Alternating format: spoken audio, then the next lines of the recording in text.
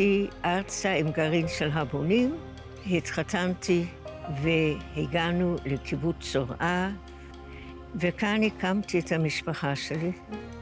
אני מרגישה שזאת באמת הגשמת הציונות שלי.